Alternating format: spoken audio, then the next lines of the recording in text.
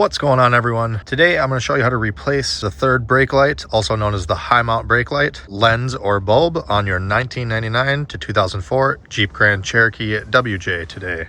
Now, depending on who's owned it before you and if they put factory fasteners in last time this light was replaced, it may be a different fastener for all of you. I've seen Phillips head, flatheads. This one is a T25 Torx. One of them already broke off, so that's nice. I'll have to try and extract that somehow, but we'll go ahead and remove this here. Counterclockwise, lefty-loosey. You can see that one's rusted away. Pretty close to breaking on me too, I'm sure. Now sometimes the lens is stuck, so you gotta kind of grab and pry or use a little screwdriver to pry, but if you do that, be careful. Don't pry too hard. You don't want to crack the lens and you don't want to damage the paint here around it. Mine, luckily, just kind of loose. Then you'll grab the socket here and rotate counterclockwise, probably just under a quarter of a turn, and then you'll wiggle and pull out. My bulb is already missing as I did some diagnosing ahead of time, but all you would do is just grab the bulb and pull straight out away from the socket. May need to wiggle while you pull. Inspect here to make sure that your connector is not all green and corroded and that the pins look like they're in decent shape and aren't too far spread apart. I'm going to attempt to knock this screw through here. I'll see how that goes. Of course I missed it, but I didn't even use a punch. The screw was sticking out just a hair and I came up and I just bopped it a couple times with a hammer and this side of the thing blew off and the other part went flying into here. So I got to try to look for that now so I don't hear it rattling in there. I'm going to replace both of them while we're at it. These should be what we need. I will post these as well as the bulb you need down in the video description if you want to buy them online. And so you can kind of see here, there's these like 4 tabs that pinch together. So this is the side we're looking at up here. This is what you're seeing. So we need to go into the back side of the big hole there and essentially pinch these together to push out the old piece, and then the new ones will just push right in. Now, removal of the old ones is probably the hardest part because it's going to be old, hard, brittle plastic most likely and not want to cooperate. So I'm going to grab a pair of needle nose. Careful not to damage the paint if your Jeep is in good condition yet. Mine is not, so I'm not too concerned. Oh, halfway out. Should have grabbed a pry bar too.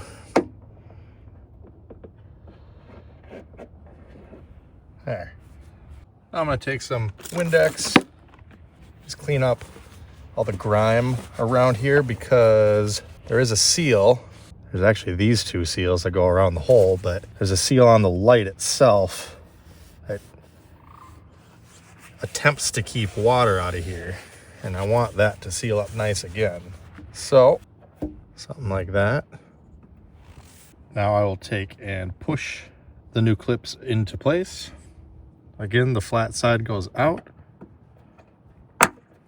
There's 1. And 2.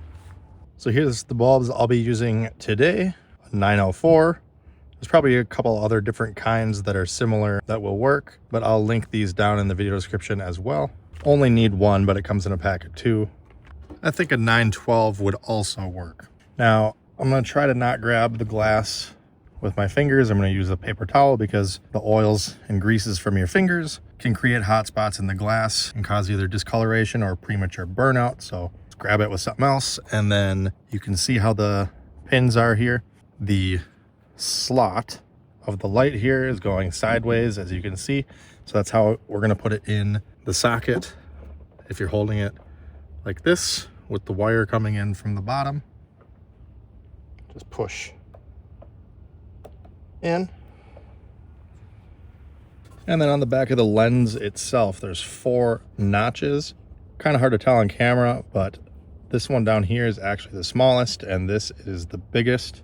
So you need to reinstall that connector into here in the correct orientation until it is able to push in flush, and then rotate it approximately 60 degrees just like we did when we removed it.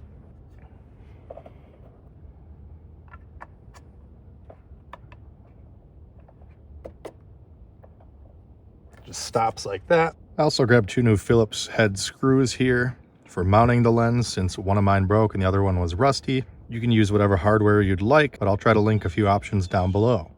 And now this is where you need to decide if you're gonna just put it back together how it was, or if you're gonna use a little bit of silicone to seal around here. As you can see, my gasket's pretty old and worn, and right here, it's not even complete. So I'm probably gonna take a little bit of silicone and go all the way around. Wherever there's this foam, it's where I'm gonna go silicone around the hole, and then around the main light fixture. If you're gonna silicone it, I recommend checking that the light actually works first before doing that, so you don't have to take it all back apart. All right, I have verified my light works. I'm actually going to unhook it, then do the silicone. I just wanted to show you how to do it if you weren't gonna do that route. All right, well, mine's not pretty. In a perfect world, I would have clear, but I don't have clear, I don't have black, so I'm using gray. So if any squeezes out, well, I'm just gonna have to wipe around it, and next time I go to replace this thing, I'm probably gonna be cussing at myself, because it's not gonna be very fun to get off, but I also don't want water leaking in, so this is the way we're going. But notice how I went around all, even if you don't put as much on as I did. I don't have a tip, I just had to use the tube. So around the bolt hole, and then around the assembly.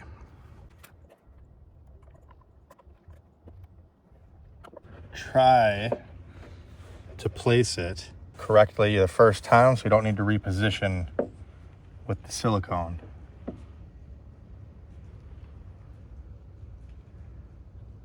Just kind of let it float there. Get our new screws started.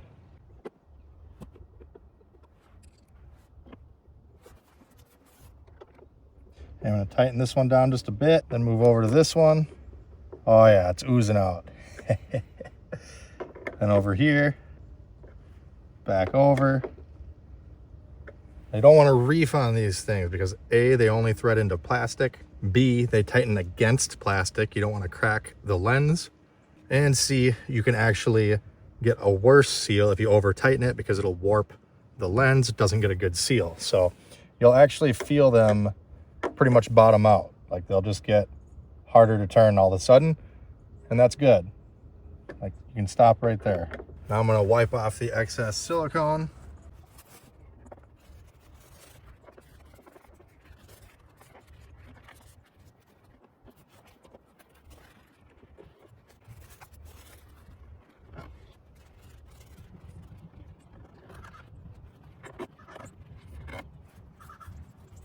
And there we go. Let me get the Jeep turned around here so you can actually see and verify that the brake lights do work.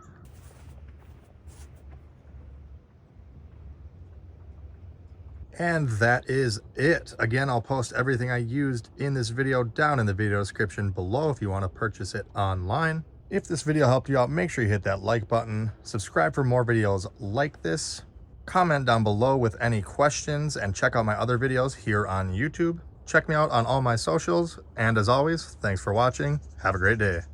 I don't ever slow up, no I don't take shit. I got no love for the fakeness. If you wanna play tough and wanna hate this, I'll always show up. I don't ever slow up, no I don't take shit. I got no love for the fakeness. If you wanna play tough and wanna hate this, I'll always show up.